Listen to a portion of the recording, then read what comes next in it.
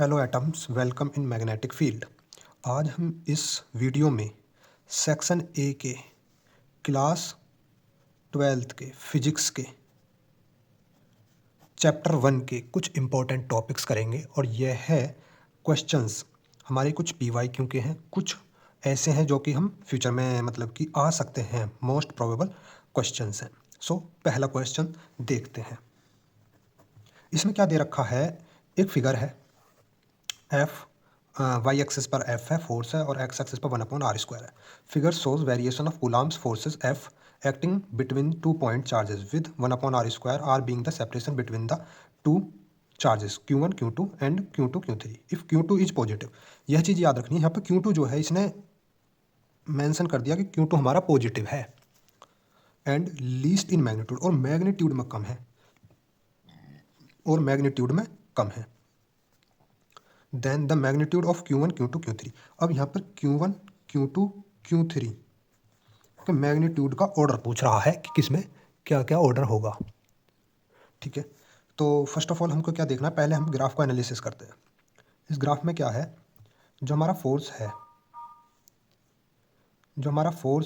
ये रहा हमारा फोर्स। इस फोर्स की जो स्लोप है, इन 2 पॉइंट चार्ज के बीच के जो फोर्स लग रहा है उसकी जो स्लोप है ज़्यादा है। इट मीन्स मतलब कि यह जो एंगल है, यह जो एक्स एक्सिस के साथ θ1 एंगल बना रहा है और θ2 एंगल बना रहा है। θ1 ज़्यादा है, θ2 कम है, दिख ही रहा है। तो θ1 ज़्यादा है, इसका मतलब एंगल ज़्यादा है, इसका मतलब हमारा फोर्स ज़्यादा है। यानी कि Q1 Q2 के बीच में जो फोर्स लग रहा है, माना F1, और Q2 Q3 के बीच में जो फोर्स लग रहा है हमारा है, वो है F2। अब यह जो फोर्स है जो हमारा F1 है, यह ग्रेटर है F2 से। यह चीज़ हमको इस ग्राफ से पता चल रही है। तो अब क्या करेंगे, हम फॉर्मूला लिखेंगे F is equal to 1/4πε0 Q1 Q2 upon r²। अब यह जो है हमारा एक्स एक्सिस क्या है, एक्स एक्सिस पर 1/r² है, वाई एक्सिस पर हमारा F है। तो हम इन दोनों चीज़ों को इससे रिप्लेस कर दो और देखो y is equal to 1/4πε0 Q1 Q2 x। अब क्या है, जो पहला वाला है, जो हमारा पहला वाला है, ये जो ग्राफ है ये वाला, इसमें क्या होगा हमारा Q1, क्योंकि ये फोर्स ज़्यादा है, यह फोर्स ज़्यादा है, तो Q1 Q2 ग्रेटर देन होगा Q2 Q3 के। एक चीज़ और देखनी है, यहाँ पर फोर्स पॉजिटिव आ रहा है, यहाँ पर फोर्स नेगेटिव आ रहा है। इसका मतलब फोर्स पॉजिटिव आ रहा है, इसका मतलब Q1 Q2 दोनों ग्रेटर देन 0 है। इसका मतलब या तो दोनों के दोनों चार्ज पॉजिटिव ही होंगे या दोनों के दोनों चार्ज नेगेटिव ही होंगे, मतलब कि लाइक चार्जेस हैं। तो अब ये बात समझिए। अब इसमें क्या है, Q2 से अगर मैं Q2 को कैंसिल कर दूं तो Q1 हमेशा Q3 से ग्रेटर आएगा, इनका मैग्नीट्यूड्स। और Q2 इसने क्या कहा है, Q2 सबसे लीस्ट है, क्वेश्चन में ही कहा है Q2 जो है वो लीस्ट है। तो Q1 सबसे ज़्यादा हो जाएगा, उससे छोटा Q3 और सबसे छोटा Q2। सो इस क्वेश्चन में ये रहा, Q2 हमारा सबसे लीस्ट है और Q1 हमारा सबसे ज़्यादा होगा, क्योंकि जब हमारा जो फोर्स है, यह वाला फोर्स हमारा जो है ये सबसे ज़्यादा है, ये उससे कम है। तो इन दोनों को प्रोडक्ट भी ज़्यादा होगा Q2 Q3 के प्रोडक्ट से, तो Q1 Q3 से ज़्यादा होगा, तो Q1 Q3 से ज़्यादा होगा, और Q2 सबसे लीस्ट है तो ये होगा। बट यहाँ पर मैग्नीट्यूड का तो ये होगा, बट यहाँ पर जो Q3 होगा यह नेगेटिव होगा, और नेगेटिव का मैग्नीट्यूड लिया है हमने यहाँ पर, ये चीज़ है।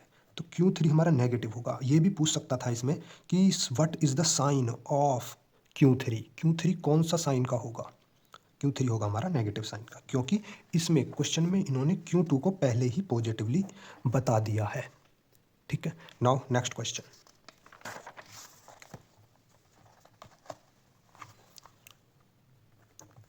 इस क्वेश्चन में क्या है, ए पार्टिकल ऑफ मास m, कोई एक पार्टिकल है जिसका मास m है, चार्ज q है, describes a circular path of radius r in a magnetic field. किसी भी एक मैग्नेटिक फील्ड में एक रेडियस सर्कुलर पाथ की r है, उस पर वो मूव कर रहा है। If its mass and charge r were 2m and q/2, यदि उसका मास 2m होता और चार्ज q/2 होता, then what will be the radius of the path. तो क्या होगा, अब कोई भी पार्टिकल मैग्नेटिक फील्ड में मूव कर रहा है तो उस पर कौन सा फोर्स लगता है, F is equal to QVB sine theta. अब जब कोई भी पार्टिकल सर्कुलर पाथ में मूव करे किसी भी मैग्नेटिक फील्ड में, तो समझ जाना वो charge particle perpendicular to the magnetic field move कर रहा है। यदि वो पार्टिकल, जैसे हमारी मैग्नेटिक फील्ड ये है, अगर इनमें कोई पार्टिकल परपेंडिकुलरली एंटर करता है तो वो एक सर्कुलर पाथ में मूव करना स्टार्ट हो जाएगा। अगर यह कुछ एक एंगल बना करके यदि कोई भी चार्ज पार्टिकल मैग्नेटिक फील्ड में एंटर करता है किसी और एंगल से, मतलब कि नॉट इक्वल टू 90, तो वो एक अलग पाथ पे मूव करेगा, वो एक अपना हेलिकल पाथ पे मूव करेगा। उस पर दो फोर्स लगने चालू हो जाएंगे, परपेंडिकुलर कंपोनेंट और हॉरिजॉन्टल कंपोनेंट वेलोसिटी के दो हो जाएंगे, तो वो एक हेलिकल पाथ पे मूव करता चला जाएगा। तो इसका कंसेप्ट अलग हो जाएगा। तो अब वो एक सर्कुलर पाथ में मूव कर रहा है, इसका मतलब थीटा इज इक्वल टू हमारा 90 होगा यहाँ पर। तो थीटा 90 होगा तो क्यू वी भी साइन थीटा की वैल्यू 1 हो जाएगी। अब क्या होगा, अब वो एक सर्कुलर पाथ में मूव कर रहा है तो यह जो फोर्स है यह इसके अंदर की तरफ लग रहा होगा, डायरेक्शन ऑफ फोर्स यह निकल करके आएगा। तो इसको हम बैलेंस कर देंगे इसके सेंट्रीफ्यूगल फोर्स से, M V square upon R. ठीक है, तो v से एक v कट गया, Q B M V upon R. R is equal to M, R is equal to हमारा क्या आ जाएगा, M V upon Q B. ठीक है, तो अब यहाँ पर क्या करना है, अब इसने कहा कि m है हमारा मास किसी भी चार्ज पार्टिकल का और चार्ज क्यों है। अब उसने क्या करा, m को 2m कर दिया, चार्ज को q/2 कर दिया। तो r कितना होगा, r is equal to m को 2m कर दिया, v रहने ही दिया, और हमारे पास q को q/2 कर दिया और b रहने ही दिया। तो r प्राइम जो होगा, जो r प्राइम होगा that will be 4mv upon qb। It means r prime is equal to 4 of r। It means क्या हो जाएगा भाई, 4 गुना हो गया, तो हमारा डी ऑप्शन करेक्ट हो जाएगा ना। क्वेश्चन नंबर 3, क्वेश्चन नंबर 3 क्या है, यह हमारा इलेक्ट्रिक फील्ड से रिलेटेड है। इलेक्ट्रिक फील्ड सिंपल है, इलेक्ट्रिक फील्ड का फॉर्मूला हमको पता होता है, कूलाम्स लॉ से 1/4πε0 Q upon R square. Electric field भी हमारी inversely proportional to R square होती है। ठीक है, अब क्या कह रहा है इसमें, क्वेश्चन पढ़िए। A isolated point charge particle produces an electric field E at a point 3 metre away from it. कोई भी एक चार्ज पार्टिकल है यहाँ से 3 मीटर अवे, इस चार्ज पार्टिकल से 3 मीटर अवे किसी पॉइंट ए पर इलेक्ट्रिक फील्ड ई जनरेट की जा रही है ड्यू टू दिस चार्ज।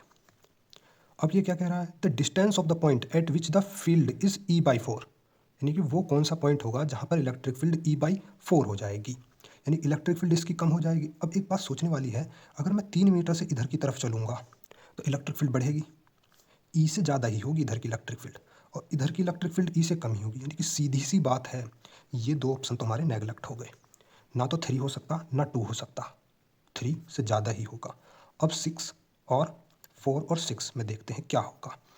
तो इलेक्ट्रिक फील्ड ई है हमारा 1/4πε0 क्यू अपॉन आर, यानी 3 मीटर पर, तो 3 का स्क्वायर, तो 1/4πε0 क्यू अपॉन 9, यानी कि यह हो गया हमारा एट पॉइंट ए पर। अब एट पॉइंट कोई और पॉइंट होगा, यहाँ पर पॉइंट मान लिया बी। अब वहाँ पर इलेक्ट्रिक फील्ड कितनी है, E/4 है, वहाँ पर लगा दो फॉर्मूला इसी को, तो वहाँ पर इस फॉर्मूले को लगा दोगे, चार्ज वही रहेगा, डिस्टेंस आर स्क्वायर मान ली कुछ होगी भाई डिस्टेंस, यह हो गया बी पॉइंट पर।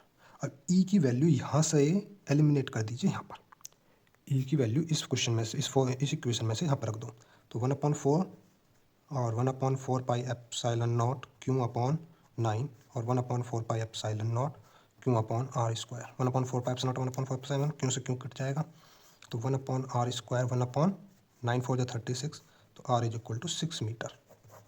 यानी कि चार्ज जहाँ पर हमने ये चार्ज है इससे 3 मीटर डिस्टेंस पर ई इलेक्ट्रिक फील्ड जनरेट हो रहा है। अगर हमको E/4 चाहिए तो हमें 6 मीटर जाना पड़ेगा, यानी कि अगले 3 मीटर और दूर जाना पड़ेगा जी। इसका मतलब, अब इसका मतलब यानी कि 3 मीटर चले तो ई हुआ, अगले 3 मीटर में 1/4 टाइम्स हो गया, अगले यानी कि नेक्स्ट 3 मीटर डिस्टेंस में हमारा कितना हो गया, दैट विल बी E/4। तो हमारा आंसर क्या आ जाएगा, 6 metre. Now next question.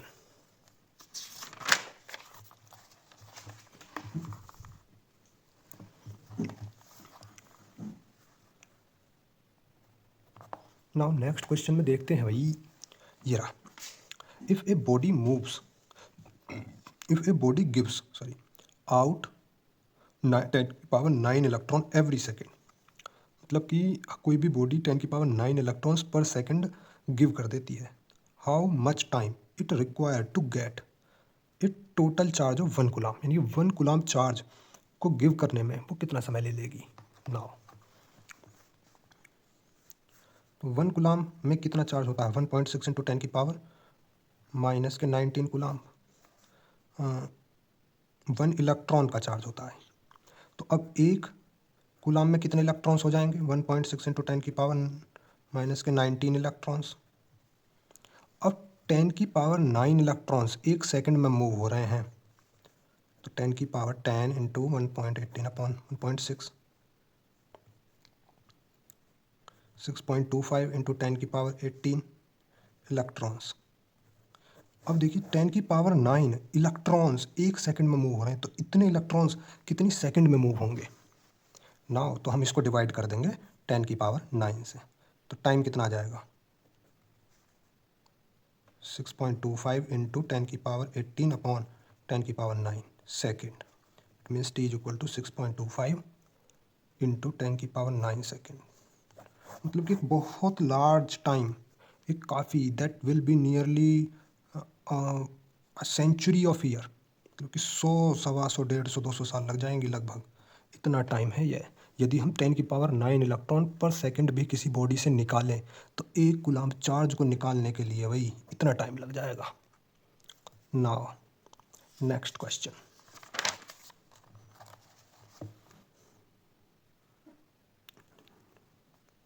now next question 5. If the distance between two equal point charges is double and their individual charge is also double, what would happen to the force between them? अब देखिए कोई भी charges हैं, दो equal charges हैं, क्यों दोनों के बीच में फोर्स कितना लग रहा है, 1/4πε0 Q square upon R square. अब ये क्या कह रहा है question, if the distance between two equal point charge is double, इन दोनों के बीच की दूरी डबल कर दी जाती है, आर से 2r कर दी जाती है, and their individual charge also double, क्यों को 2 क्यों कर दिया जाता है, then what will be the, यानी कि फोर्स क्या होगा, फोर्स में बताना है, what will change in the force. तो फोर्स में क्या होगा, फोर्स हो जाएगा एफ प्राइम नया वाला 1/4πε0, चार्ज को क्या कर दिया 2q, तो 2q का होल स्क्वायर, डिस्टेंस क्या कर दी 2r, तो 2r का होल स्क्वायर, तो F prime is equal to 1/4πε0 4q square upon 4r square, ये कट गया भाई। तो समझ रहे हो भाई, ऐसे हो जाता है जी, q upon R square, q square upon R. इसका मतलब जो हमारा फोर्स है वो चेंज नहीं होगा। तो यहाँ से क्या पता चला, यहाँ से पता क्या चला, फोर्स विल नॉट चेंज, यानी कि यहाँ पर जो हमारा फोर्स है वो क्यू स्क्वायर के प्रोपोर्शनल है, inversely proportional to R square है। जितना तुम क्यू को बढ़ाओगे अगर उतना ही आर को बढ़ाओगे तो there will be no change in the force. Now moving to the next question,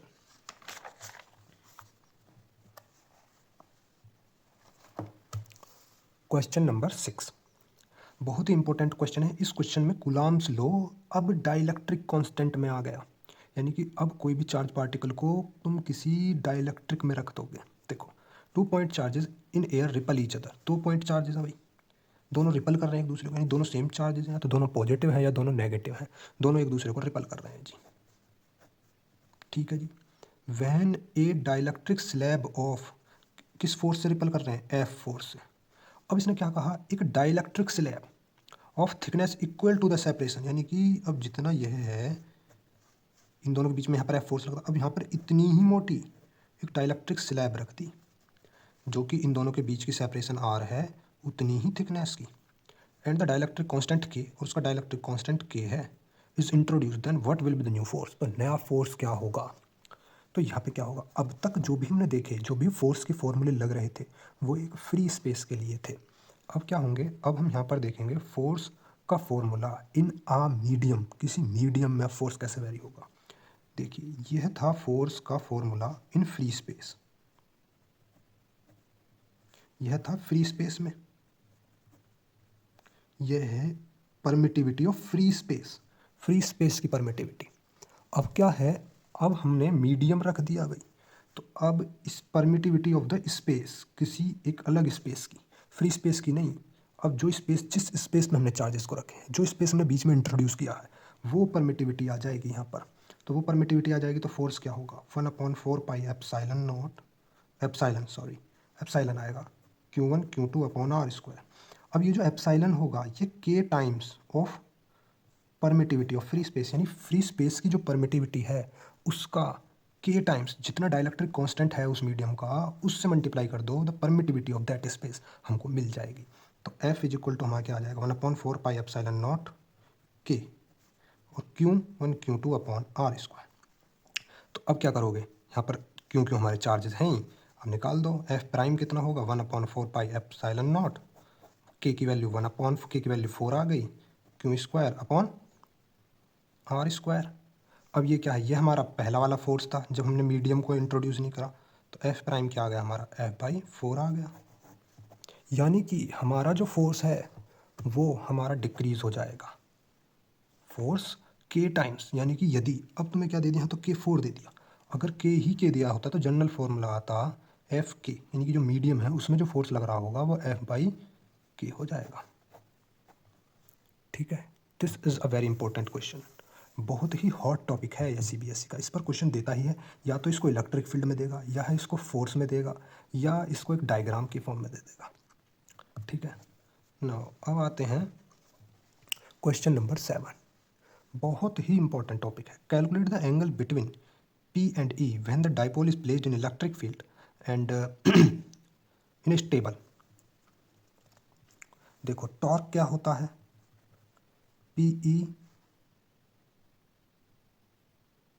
PE sine theta. ठीक है, अब देखिए जब कोई भी डाइपोल है, ये हो गया हमारे पास एक डाइपोल, ये मान के चलो ये हमारे पास एक इलेक्ट्रिक फील्ड है, ये हमारा कोई डाइपोल हो गया। अब ये इलेक्ट्रिक फील्ड है, इसका मतलब इधर इसका पॉजिटिव चार्ज है इलेक्ट्रिक फील्ड का, क्योंकि पॉजिटिव से ही अवे दूर जाती हैं इलेक्ट्रिक फील्ड्स। तो यहाँ पे क्या होगा, तो यहाँ पे यदि हमने दो तरीके से रख देंगे, स्टेबल और इनस्टेबल इक्विलिब्रियम जो होंगे इसके, यदि हम इधर -Q और इधर +Q कर दें तो यह क्या होगा, यह इसका स्टेबल होगा। यानी कि इक्विलिब्रियम कहाँ होंगे, जहाँ पर हमारा टॉर्क जीरो हो जाए, जिस पॉइंट पर टॉर्क जीरो हो जाएगा वही पॉइंट्स हमारे इक्विलिब्रियम होंगे।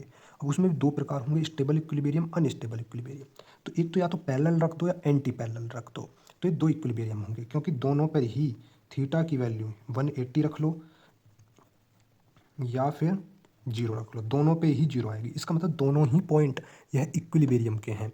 बट इनमें अब स्टेबल कौन सा है और अनस्टेबल कौन सा है, तो अब स्टेबल देखिए यहाँ पर जिस पॉइंट पर, यानी कि जब हमारा ये हो गया हमारा इधर पॉजिटिव चार्ज, ये हो गया हमारा इधर पॉजिटिव चार्ज, मतलब इलेक्ट्रिक फील्ड ऐसे जा रही है। जब हमारा डाइपोल की डायरेक्शन क्या होती है, डाइपोल की डायरेक्शन होती है फ्रॉम नेगेटिव टू पॉजिटिव।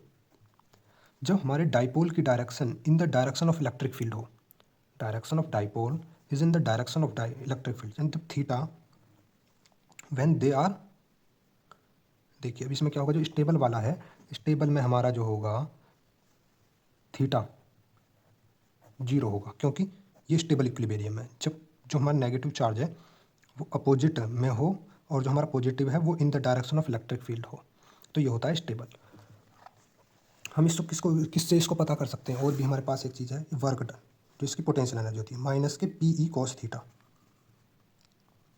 जब हमारी एनर्जी मिनिमम होगी, सबसे मिनिमम होगी, तो वो होगी हमारा स्टेबल इक्विलिब्रियम। जब हमारा एनर्जी मैक्सिमम होगी तो वो होगा हमारा अनस्टेबल इक्विलिब्रियम। तो थीटा इज इक्वल टू तुम 0 रखो, तो थीटा 0 रखोगे तो क्या आ जाएगा -PE, और थीटा इज इक्वल टू 180 रखो +PE, यानी कि यह स्टेबल इक्विलिब्रियम है। यानी कि P और E के बीच में एंगल 0 होगा for stable equilibrium, for unstable equilibrium theta is equal to 180 होगा। ठीक है, नाउ नेक्स्ट क्वेश्चन।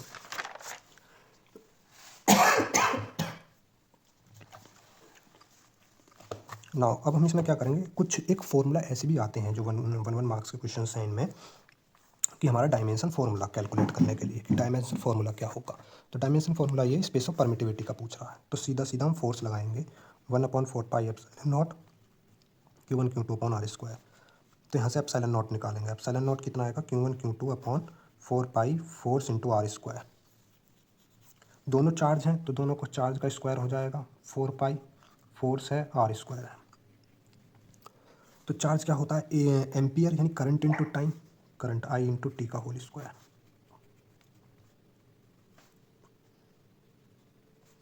आई क्या होगा एम्पियर, टाइम हो गया टी, इसका हो गया होल स्क्वायर। 4 पाई का कुछ होगा नहीं, कांस्टेंट है। फोर्स का क्या होता है M L T minus 2, R square का क्या होगा एल स्क्वायर। अब सब चीज़ को कैलकुलेट कर दो। ऊपर क्या आया है ए स्क्वायर टी स्क्वायर, नीचे क्या आया M L cube T minus 2, ऊपर ले जाएंगे M minus 1 L minus 3 T की पावर 4 ए माइनस 2, ये हो गया। सिंपल है ये तो, कोई ज़्यादा इसमें डिफिकल्ट नहीं है। अब देखिए क्वेश्चन नंबर 9, बहुत ही इंपॉर्टेंट टॉपिक क्वेश्चन है। At a point on the equatorial line of a electric dipole the direction of the electric field is. अब देखिए ये हो गया dipole, minus charge plus charge, इसका हो गया ये इक्वेटोरियल पॉइंट यहाँ पे। अब इलेक्ट्रिक फील्ड कैसे जा रही है यहाँ पे, ऐसे जाएंगे यूँ घूम के, पॉजिटिव से नेगेटिव, पॉजिटिव से नेगेटिव, पॉजिटिव से नेगेटिव, पॉजिटिव से नेगेटिव। अब ये इस पॉइंट पे पूछ रहा है कि direction of electric field with respect to the dipole. Electric field की डायरेक्शन किधर है, इस पे इधर, और डाइपोल हमारा होता है नेगेटिव से पॉजिटिव तरफ। तो डाइपोल की डायरेक्शन होगी, डाइपोल की डायरेक्शन नेगेटिव टू पॉजिटिव होती है। इलेक्ट्रिक फील्ड की direction, electric field lines of a dipole at the equatorial point is, वो इधर की तरफ होती हैं भाई। तो इसका मतलब दोनों अपोजिट डायरेक्शन हो गई, it means they are antiparallel to the each other. तो हमारा ऑप्शन 6 हो जाएगा, सी करेक्ट। अब आइए भाई question number 10, the last one, पहले चैप्टर का लास्ट में क्वेश्चन, जो कि यह मैंने कलेक्शन बनाया है 10 क्वेश्चंस का। इनमें क्या था, ये 10 क्वेश्चंस तुम्हारे पहले चैप्टर को कवर कर लिए हैं, मोस्ट इंपॉर्टेंट क्वेश्चंस। तो इसमें क्या है भाई, मैक्सिमम प्रोबेबिलिटी है कि क्वेश्चन यहीं से ही आएगा या फिर इसी के कंसेप्ट पर बेस्ड आएगा, जो कि मैंने 10 क्वेश्चंस कराए हैं। सो मेक श्योर आप इनको एक बार गो थ्रू कर लें, ठीक है। अब मैं रोज़ इसी चैनल पर आपको वीडियोस मिलती रहेंगी, so for that you can like and share and subscribe the channel, okay. So last question कर लेते हैं। The electric field due to a short dipole falls off more rapidly with distance than the electric field due to a point charge, ठीक है। ये हो गया assertion। अब reason, the electric field due to a point charge is this and the electric field due to a dipole. देखिए अब solution देखिए, जो electric field due to charge, point charge क्या होता है 1/4πε0 Q/r स्क्वायर। अब ड्यू टू डाइपोल क्या होता है, ड्यू टू डाइपोल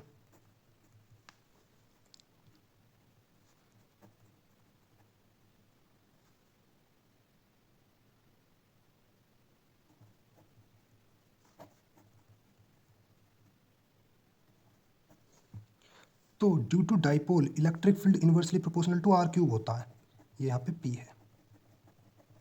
तो इनवर्सली प्रोपोर्शनल टू r³, इसका मतलब देखिए जब r = 2 रखा तुमने तो इलेक्ट्रिक फील्ड हुई, यानी कि तुमने मतलब कि इलेक्ट्रिक फील्ड 4 गुना कम हो जाएगी एट डिस्टेंस 2 पर जाते ही पॉइंट चार्ज में। बट इन किस में, इन डाइपोल में यदि तुमने r = 2 रखा तो 2 2 2 8, तो 8 टाइम्स कम हो जाएगी। मतलब उसी डिस्टेंस पर electric field due to a point charge वो 4 टाइम्स कम हो जाएगी, और डाइपोल की इलेक्ट्रिक फील्ड उस पॉइंट पर कितनी हो जाएगी 1/8 टाइम्स हो जाएगी, ठीक है। क्यों ऐसा क्यों हो रहा है, चलो मैं थोड़ी सी फिजिक्स बता देता हूँ इसके पीछे।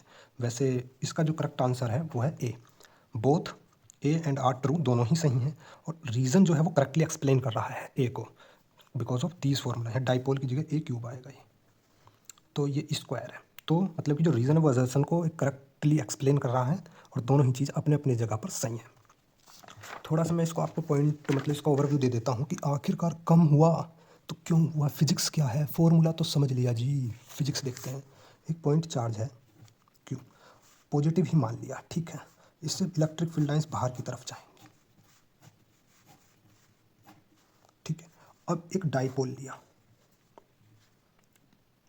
-Q +, अब इस चार्ज से जो इलेक्ट्रिक फील्ड यूनिफॉर्मली निकलेंगे वो यूनिफॉर्मली ही निकल रही होंगी, ठीक है, there is no disturbance in this, but in the dipole ये पॉजिटिव चार्ज है, इससे इलेक्ट्रिक फील्ड ऐसे निकलेंगी, बट हमने क्या करा, negative charge at A distance, small distance की इसके पास रख दिया, टू ए डिस्टेंस पर। तो अब क्या करेगा ये नेगेटिव चार्ज इसकी पॉजिटिव चार्ज की इलेक्ट्रिक फील्ड को प्रभावित कर देगा, यहाँ पर मतलब गड़बड़ कर देगा, सब चीज़ सिमेट्री बिगाड़ देगा, इलेक्ट्रिक फील्ड लाइंस की सिमेट्री को बिगाड़ देगा पॉजिटिव चार्ज के। ठीक है, ऐसी नहीं रहेंगी अब वो, समझ जाइए, अब वो डिस्टर्ब हो जाएंगे। अब डिस्टर्ब होकर कैसी बनेंगी, डिस्टर्ब होकर यहाँ से निकलेंगी, जानी चाहिए थी ऐसे सीधी, बट वो घूम के ऐसे जाएगी, यहाँ की ऐसे जाएगी, ये घूम के ऐसे जाएंगी, अब ये इधर से घूम के ऐसे जाएंगी, इधर से घूम के ऐसे जाएंगी, यहाँ पे ऐसे जाएगी, यहाँ पे ऐसे आएगी,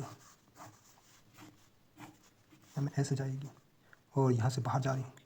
अब तुम देखो, यहाँ से मैं निकाल रहा हूँ 2 मीटर दूरी पर, अब यहाँ से निकाल रहा हूँ 2 मीटर दूरी पर, देखो इतना अंतर आ गया जी, सगली की सगली इलेक्ट्रिक फील्ड लाइंस इधर की तरफ हो गई।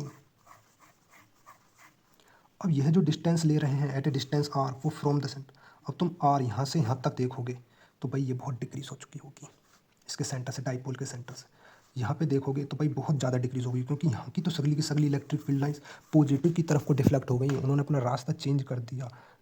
तो भाई इसीलिए यहाँ पर क्या है, यह चेंज आ गया, इसीलिए इतनी रैपिडली डिक्रीज हुई है इलेक्ट्रिक फील्ड लाइंस, समझ रहे हो ना, क्योंकि पॉजिटिव चार्ज की सारी इलेक्ट्रिक फील्ड लाइंस डिस्टर्ब कर दी गई, और वो एक जगह ज़्यादा कंसंट्रेट कर दी गई कंपेयर टू अदर्स, यहाँ की जगह यहाँ पर ज़्यादा कंसंट्रेट कर दी गई। जब यहाँ पर ज़्यादा कंसंट्रेट हो गई तो ये बहुत तेज़ी से यहाँ पर डिक्रीज होगी electric field. So these are the 10 questions, this first, second question, third question, fourth, fifth, sixth, seventh, eighth, 9, 10। So मैंने आपके लिए सारे क्वेश्चंस करा दिए गए हैं बहुत ही, ये लास्ट में मैंने एक छोटा सा आपको एक फिजिक्स समझाई है कि क्यों ऐसा होता है। सो यदि आपको मतलब कि अच्छा लग रहा है मेरा efforts, then you can like, and मिलते हैं नेक्स्ट वीडियो में। जय हिंद।